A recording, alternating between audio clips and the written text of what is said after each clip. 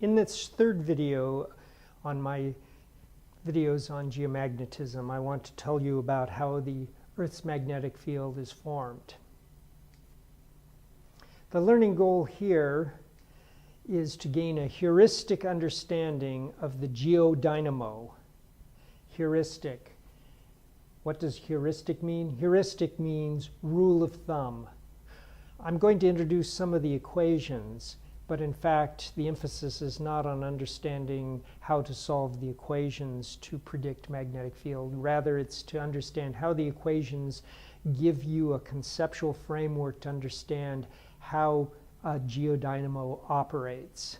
And the basic idea is that a fluid conductor, a metallic material moving in a magnetic field, can by its motion increase the strength of the magnetic field. After this video, you should be able to explain this process to yourself, to your peers, to your mother. So, the origin of Earth's magnetic field. I want to mention that there are many ideas that don't work to explain magnetic field production in the Earth. Number one, you cannot create Earth's magnetic field through permanent magnetization. Why not? Well, let's just think of that for a moment. First of all, there are no known magnets that remain permanently magnetized at temperatures below even a few tens of kilometers below Earth's surface. So as soon as you get warm, magnets lose their ability to be permanently magnetized.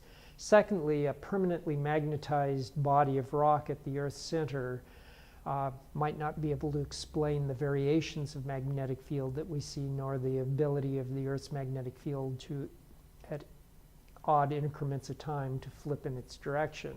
So permanent magnetization doesn't work. Another idea that doesn't work is residual currents. You could imagine somehow setting up a strong electrical current in the Earth's core when the Earth formed, and that as this current goes around, it produces magnetic fields. Well, you can work through the calculations on that and show yourself that, in fact, a current in real materials will eventually dissipate due to resistance losses. And for something the size of the Earth's core and for a typical metallic conductivities, residual currents would die out after a few thousand years. So we can't explain a origin of Earth's magnetic field going back hundreds of millions of years. Now, there are other ideas from physics that you might try to make work to make Earth's magnetic field, things like thermoelectric effect, gyromagnetic effect, Hall effect, induced magnetic fields from external sources. And it turns out that all these ideas have been explored, and none of them are adequate to explain Earth's magnetic field. And there are even more ideas out there, but in the end, there remains only one plausible concept for creating the Earth's magnetic field, and it is a concept known as dynamo action. So we need to explain that and understand dynamo action. Okay, for dynamo theory, there's some required physics, and I'll just go through the physics that are incorporated in any theory for the dynamo. First of all, you need to know the electromagnetic relationships. These are put into formula and called the Maxwell equations. Then there's a relationship between current flowing in a conductor and applied electric fields. That relationship is known as Ohm's law. Then there are fluid flow equations describing how forces acting on fluids make the fluids flow, and these are the Navier-Stokes equation. Finally, gravity acts on bodies within the Earth, on anything with mass, so we need to include gravitational equations in our theory. We also have heat production, radiogenic decay, and we have transport of heat, either by convection or by conduction. Those equations need to be included in the theory for the dynamo. Then there's an equation of state, how things compress and expand as you change temperature and pressure. Finally, there's a continuity equation, which simply says that we have some amount of mass inside of the Earth, and however we make things flow around, you have to have the same amount of mass at all time. So there's the equations, there's the concepts that have to go into a dynamo theory. I've listed all those equations in their vector calculus form. I'm not going to go through them one by one. For those of you that have had multivariable calculus and understand the differential operators in 3D, this should make sense to you. There they are: Maxwell's equations, Ohm's law, Navier-Stokes equation, continuity equation, gravity equation, heat flow equations, equations of state. They're all there. Okay, so a dynamo theory is pretty simple. Take all those equations, put them into a hopper, a computer program, shake it up, and out should come a dynamo model. Well, it turns out that it's not so simple, and nobody knows how to solve all these equations simultaneously in the case of planetary dynamos. The equations have been solved in a number of simplifying approximations, and even these simplifying approximations are still state-of-the-art supercomputer calculations, and the calculations, the models I'll show you later in this video, required days, weeks, and sometimes months of running time on the very fastest computers available in the world. Before going to those complete models, though, I want to give you the flavor of the important concepts of the dynamo, and we can get that from something called the magnetic induction equation. And in the magnetic induction equation, we assume velocities. We don't solve Navier-Stokes equation and use fluid motions predicted from Navier-Stokes to then move electrons around and make magnetic fields. Rather, we assume that there are fluid motions and then calculate how magnetic field either increases or decreases if those velocities are acting on the materials. This is known as a kinematic approach, kinematic study of motion. So we are not studying the underlying cause of the motion, we're simply applying the motion to the problem. In order to then construct the magnetic induction equation, all we need to do is take Maxwell's equations and Ohm's law. So I've written down here Maxwell's equations and Ohm's law. The three of these equations that can be combined together are this one for the curl of the magnetizing field, the curl of the electric field, and Ohm's law. The current flows as a result of an applied electric field and a Lorentz force, which is the velocity of the fluid crossed with the magnetic field. Okay, so those three equations can be put together. It's a homework problem for a first-year graduate course in geophysics to create this equation. And I'm going to stand to the side and point to the parts. On the left-hand side of this equation, dH dt, the change in magnetic field with time, that's the left side. On the right side, there are two terms. The first term goes as a second derivative in space with the magnetic field, and it has sigma, that's the electrical conductivity, and mu naught, that's the magnetic susceptibility. The second term here, which has a curl of a velocity crossed into a magnetic field, has to do with fluid motion. Okay, so two things going on. A term here that has to do with the variation of the magnetic field in space, and a second term that has to do with velocities. If there are no velocities in the fluid, the second term is 0, and you're just left with the first term.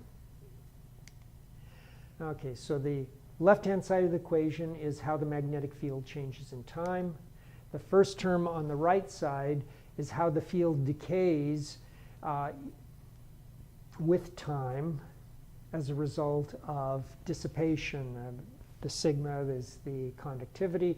You notice that as conductivity gets bigger, this first term gets smaller, so there's less change in time due to in a system with high conductivity. But if it's low conductivity, lots of resistance, then this term becomes more and more important and says the magnetic field decays away no matter what you do. The second term is the interesting one because it says that there is a way to make magnetic field larger. dH dt can be positive if there is some combination of magnetic fields and fluid velocities. So we cross fluid velocities into the magnetic field, we take the curl of that, and if that quantity is positive, then it means the magnetic field will increase with time. So this equation says that there is some combination of velocities and magnetic fields that will allow a magnetic field to grow in time. So if we ignore the dissipation, the resistive decay of a magnetic field, then we simply have time change of magnetic field is associated with velocity movements in the fluid. So we ignore this first term on the right side if the conductivity of our material is high. Let's look at what that means in a physical system. So what I have drawn here are arrows representing magnetic fields, and I have a electrical conductor on the side. Now if I push that conductor towards the magnetic fields, it causes the magnetic fields to stretch and compress. So let me run that back and forth. So moving conductor stretches magnetic field lines. That movement and stretching the magnetic field lines is just what was described in the previous slide with that equation. Now let's look at a different example.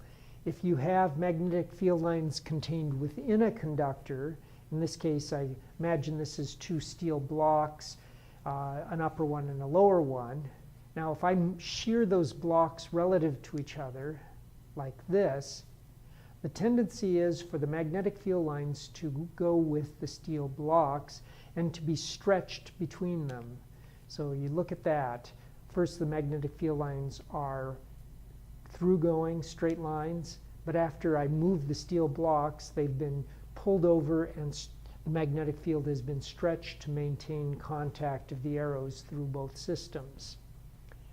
So those equation, that magnetic induction equation, says that magnetic field lines get carried along with a moving conductor. You see how they are carried along with a moving conductor, and that magnetic field lines can be stretched, and stretching magnetic field lines is equivalent to strengthening magnetic fields. So this stretching that I've done here has increased the amount of magnetic field. So dB dt is positive. The change in magnetic field with time is positive. That puts us in a position now to create a dynamo within the Earth.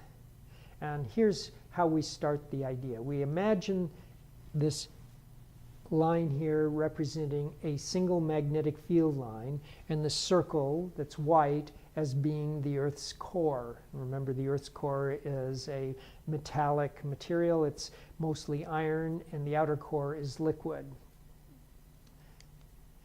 Now, the Earth's core rotates with the rest of the Earth, and Earth as a whole turns once every 24 hours. So there is a velocity field due to rotation of the Earth that forms these circles. This velocity field is something I'll talk about after I define what this line is going through the core. The line going through the core in one side and out the other is a poloidal magnetic field line. Poloidal. So it's a magnetic field line that goes through the poles. In contrast, the rotational field is a toroidal velocity. This geometric figure of a rotation within the core. It forms that circle. That's a torus. So there's a toroidal distribution of velocities due to rotation of the Earth. Okay, so we have poloidal magnetic field line and toroidal velocity field. What happens in a conductor? Well, imagine coming back a few hours later, this poloidal magnetic field line coming through the core and out the top is going to be dragged within the core. It's being carried along with the fluid conductor. So after a few hours, it has the old field line plus these extra portions within the core.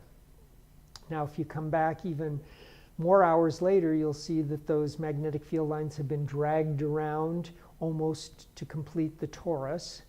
And in fact, after 24 hours, the magnetic field lines have been wrapped around and back into themselves. So you see that after 24 hours, there's the original poloidal magnetic field line, but there are two toroidal loops of magnetic field within the core.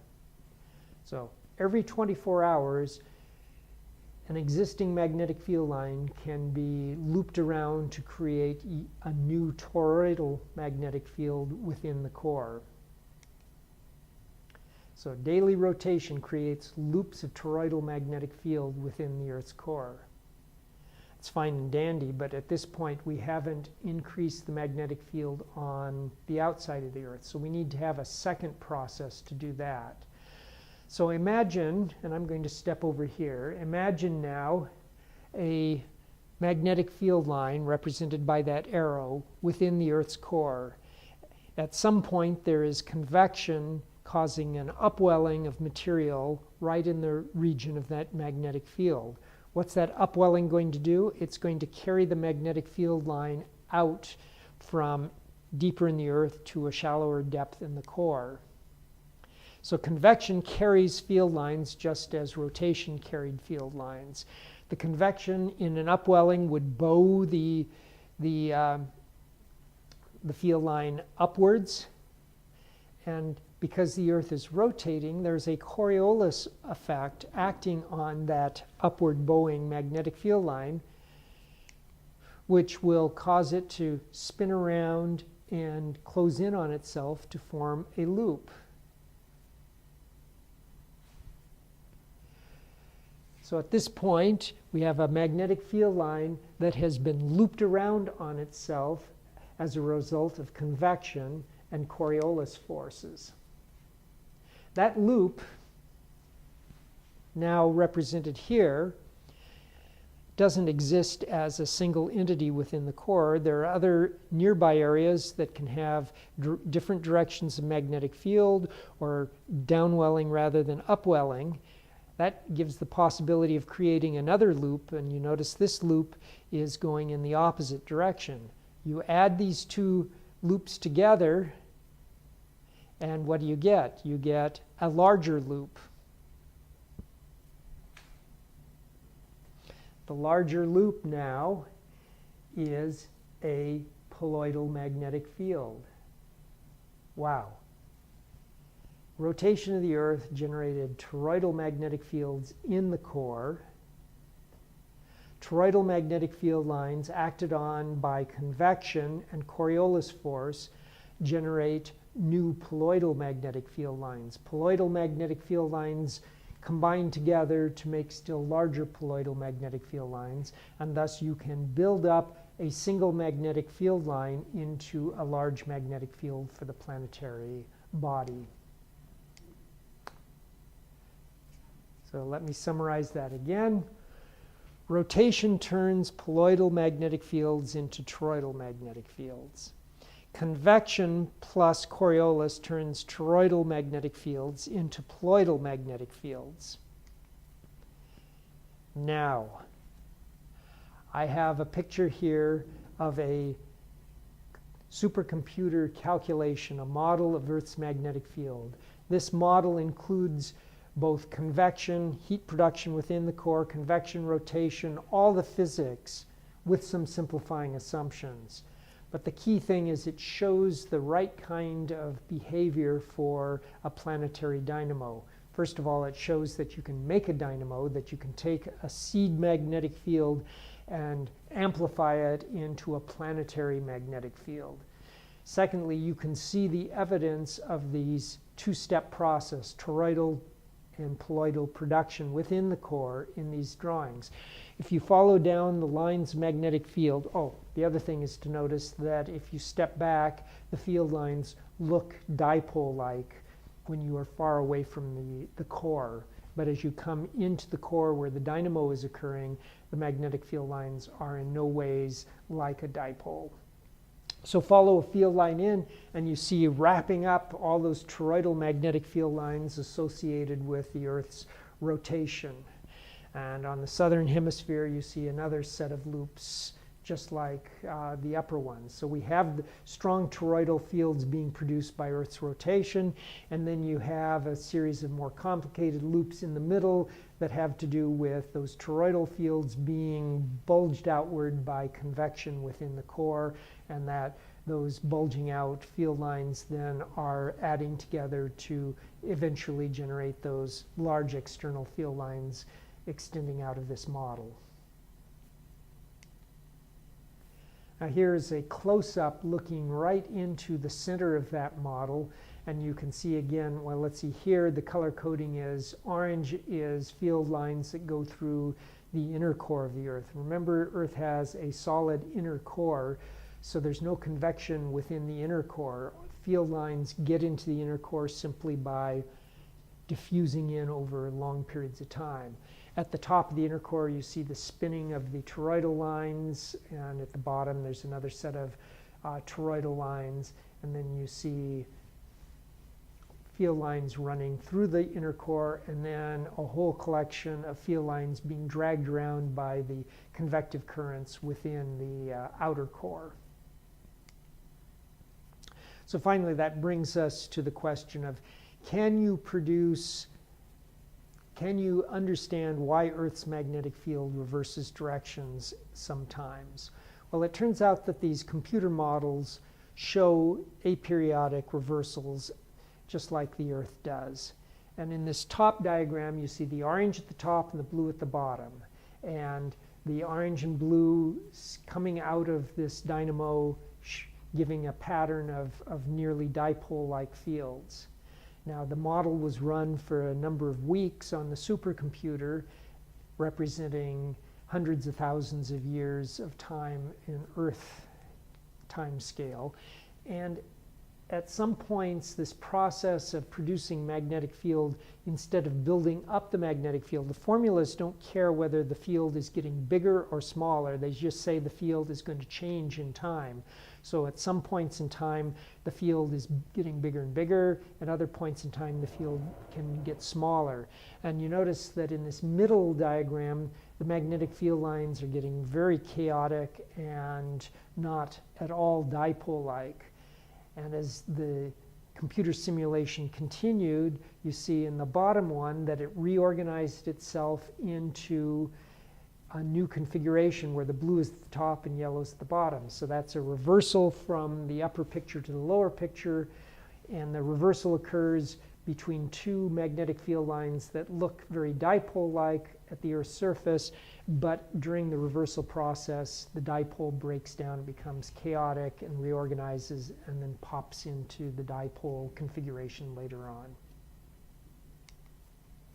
So that brings to an end my discussion of origin of Earth's magnetic field. And let me emphasize again, I've shown you some equations. Those equations are shown to give you an idea of what it is that drives a geodynamo. But conceptually, those equations give us a physical picture of magnetic field lines being dragged around by conductors.